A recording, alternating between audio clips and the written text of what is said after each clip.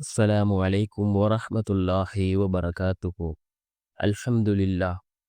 الحمد لله الذي نحمده ونستعينه ونستغفره ونؤمن به ونتوكل عليه أما بعد. அன்பிற்குரிய அல்லாஹ்வின் நல்லடியார்களே, அன்பு சகோதரர்களே, நாம் தொடர்ச்சியாக பார்த்து வரக்கூடிய துஆக்களினுடைய திக்ருகளினுடைய தொகுப்பில் இன்று நாம் பார்க்க இருக்கின்ற விடயம் என்னவென்றால்,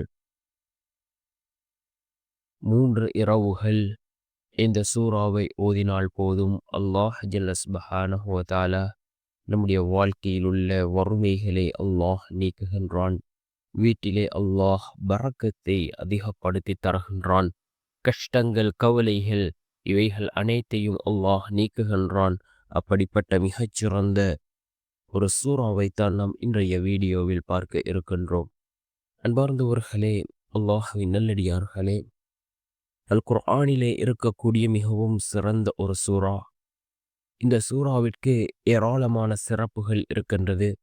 ரசூலுல்லாஹி ஸல்லல்லாஹு அலைஹி வஸல்லம் அவர்கள் கூறினார்கள், எவருடைய வீட்டில் சூரத்துல் பக்ரா ஓதப்படுகின்றதோ அந்த வீட்டிலே ஷைத்தான் ஒருபோதும் இருக்க மாட்டான் என்று கூறினார்கள். ரசூலுல்லாஹி ஸல்லல்லாஹு அலைஹி வஸல்லம் அவர்கள், ஷைத்தான் அந்த இடத்தை விட்டும் விரண்டோடுகின்றான். அப்படிப்பட்ட சிறப்புகளுக்குரிய ஒரு சூறா தான் சூரத்துல் பக்ரா.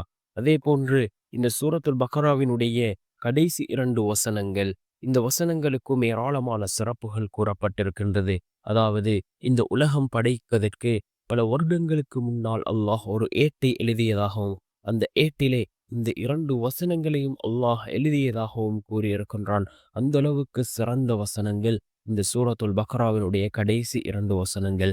ஏராளமான ரப்பனா துஆக்கள் இடம்பெறக்கூடிய அந்த வசனங்களை நாம் ஒவ்வொரு நாளும் ஓதி வருவோம். அது நமக்கு மிக பெரும் ஒரு பாதுகாப்பாக இருக்கும். அதே போன்று அல்லாஹ்வினுடைய உதவிகளை பெற்றுத்தரக்கூடிய மிகவும் சிறந்த வசனங்களாக அந்த வசனங்கள் இருந்து கொண்டிருக்கின்றது. பிஸ்மில்லாஹிர் ரஹ்மானிர் ரஹீம்.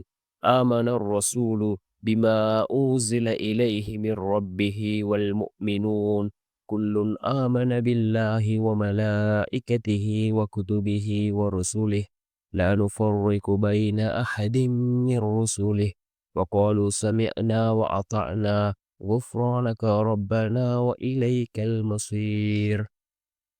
لا يكلف الله نفسا إلا وسعها لها ما كسبت وعليها ما اكتسبت ربنا لا تؤاخذنا إن نسينا أو أخطأنا ربنا ولا تحمل علينا إسرا كما حملته على الذين من قبلنا ربنا ولا تحملنا ما لا طاقة لنا به واعف عنا واغفر لنا وارحمنا أنت مولانا فانصرنا على القوم الكافرين.